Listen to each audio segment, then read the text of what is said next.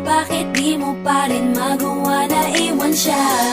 Kung ako na lang sana ang nauna mong nakilala, di na sana lumuha ang mata mo dahil sa kanya. Lungkot ng kahapon mo, sana'y kalimutan na. Pakinggan mo naman at pagbigyan, dahil di ko na kaya na masdan na nahihirapan ka. Nandito naman ako. Pag sinaktan ka niya, sa'kin ka pumupunta. Pag iniwan ka, ako nandito lang, diba? Wala akong magawa kahit parang ayoko na. Natitiis maging pangalawa